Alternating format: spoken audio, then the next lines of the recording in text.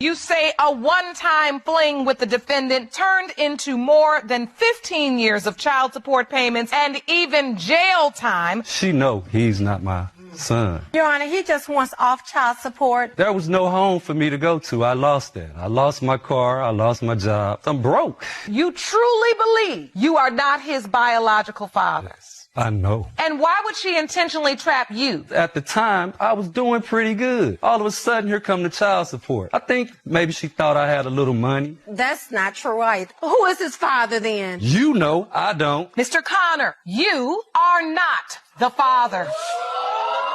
I already knew it. This man still lost 15 years of his life that he will never be able to get back, while she gets to walk free with no consequences for what she did to him. This blatantly biased system needs to end, and there needs to be serious consequences for paternity fraud. There's this guy at my work, right? And when I first started, he was so nice, literally was like, hey, like, whatever, how's your day? He wasn't like exactly like that, but like, whatever. He was just really nice, really friendly, cool people, okay? He told another coworker, oh my God, I like her, like, tell her and then let me know how she's feeling. She told me. I said, man's is not my type. I come into work the next day. I'm thinking everything's fine, everything's cool, everything's great. Literally, man's ignores my presence. I'm not even there. I'm air. I'm like a ghost. This man will not make eye contact with me. He will not acknowledge my presence. I just prefer girls in literally every possible way of speaking, and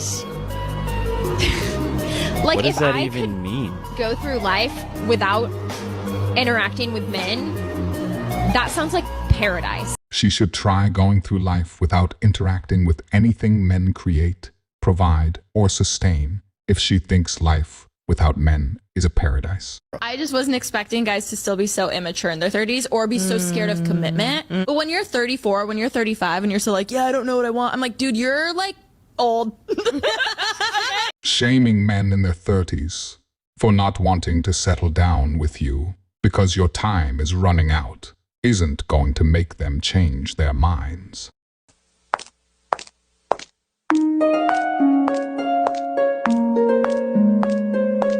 Apparently, men can't even go for walks anymore without being criminalized by these people that are in a permanent state of victimhood. So who takes care of you? I do. So I'm a single mom of 2, and I kind of wanted to share why I don't and will not date anymore. We don't care. So I've now been single for about 8 months. Help. I don't think we will. Men have already decided to walk away, and no amount of begging will cause us to change our minds. While some try to blame men for the problems with relationships by saying there's no good men anymore, we can see this isn't true by looking at what women say about dating each other.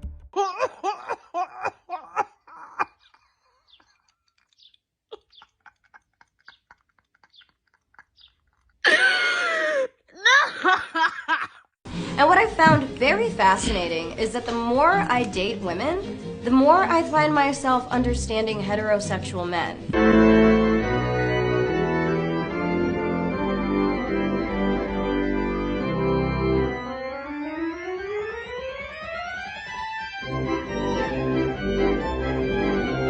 Despite this, women still insist that men are to blame. Men are the problem. Every single woman I know. We don't care. If men were actually the problem, women shouldn't be having any issues when they date each other. Yet, as we can see, the problems men are supposed to be causing still happen, even when a man isn't present. In fact, the problems you blame men for only seem to get worse, as the lesbian divorce rate is 72%.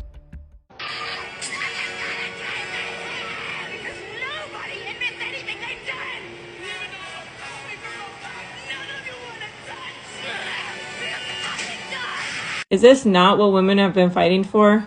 Equality, screaming out the top of their lungs their independence. So why do you need a man to get up and give you a seat? You should have been there on time like a man to find your own seat. Or do we get to nitpick and choose when men are supposed to respect us or nitpick our equality? They seem to forget men don't owe them anything, and a man giving up his seat was a privilege they lost.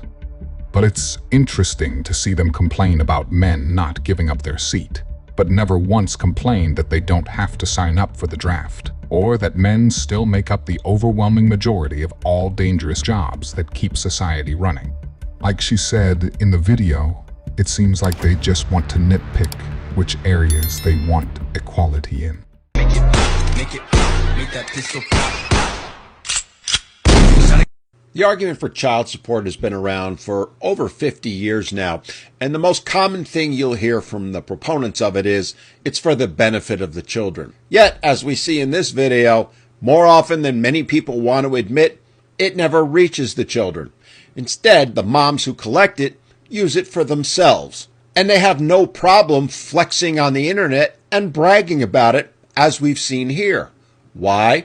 Because there's absolutely no accountability for where that money goes, which is one of the reasons why fathers get so upset about it. Imagine if you're the man paying this woman child support, and she's out on the internet bragging about how she took that money, did not use it for the children, and spent it on herself to get her hair done, of all things. Not for food, not for housing, not to pay her utility bills.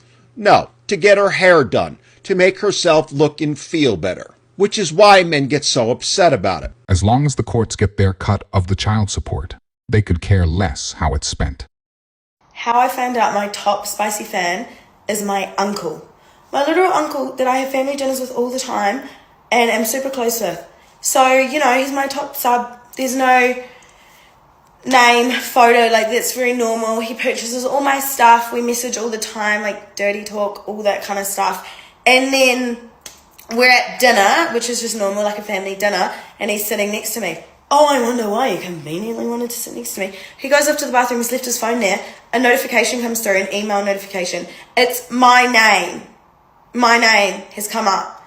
So I open it, because he's like old and he doesn't even lock his phone. I open it and I see who it is, and I'm like, holy shit. Like, all my family is like seeing this and like disgusted. He literally walks back in. I literally throw my spaghetti at him and I'm like, you're disgusting. He knows exactly what's going on, so he literally just like leaves. My family is never going to talk to him again. Like, that is so messed up. His kids probably won't talk to him again now as well. Like, what the actual hell? Like, there's my uncle, you literally used to change my nappy for me. Like, you've known me since I was born. And that stuff like this, it's like, sometimes you think it's a bad dream, you know what I mean? Like, oh my god. And then the fact he's actually tried to message me again, like trying to explain himself and say sorry, and then he's going to purchase another thing from my account. Like, what? You're both weird. He shouldn't be buying it, and you shouldn't be selling it. I'm 30 years old. Almost all of my friends are in long-term serious relationships or married or with kids, and I am feeling lonely. I've previously been really good about covering up this loneliness with work. I'm a surgery resident. I work 80 hours a week, so I don't often really have time to sit in that loneliness. But the past year, I changed to a research schedule where I work more normal 40-hour weeks, and it's been a lot more depressing for me. You see everybody's lives move forward. You have failed relationship after situationship after whatever, and you just wonder, is this time ever coming for me? And I don't really want to emphasize any of the cliches of it'll happen when you least expect it or be happy with yourself first. That did not help me. That made me infuriated at people that told me that. But okay, so February 9th, so I'm specifically sitting at the airport in Houston, and they make an announcement on the loudspeaker that $600 they're offering if you'll sit in the Houston airport for 6 hours. I was like, okay, sign me up. Then I immediately, while I'm waiting now for my 6-hour later flight, I look at where Southwest Airlines flies internationally, because I also like to fill my time and my loneliness with trips and traveling. So February 9th, I'm also now sitting at this airport, and I have this trip planned to go see my friend in New York the next week, and that's where my last situationship had just moved. And I remember being in the airport so anxious to text him that I'm going to New York and not knowing if he was going to want to see me or not. So I work up the courage to text him, and he says, like, yeah, like, let's grab dinner. So then literally 1 week later, I was in New York, I see him, and the rest of the weekend carries on. I reach out to him a few days later asking if he wants to do one more thing before I leave, and Basically, he just like shuts me down entirely. And I think to me, this is one of those things where you like create this future in your head because you're just so lonely and you're just looking to hook on to anything. So unfortunately, when he shut me down, I was at Bottomless Mimosas with my friends. And so we went back to her apartment and I sobbed fetal position on the floor. Reiterated how I'm never going to find anybody. I'm going to be alone forever. And the thing is I had actually gotten to that cliche, be happy on your own place where I had looked into freezing my eggs. I had thought about a future where I was a single mom. I really want kids. But obviously, if I can find a partner that makes my life better, I want that.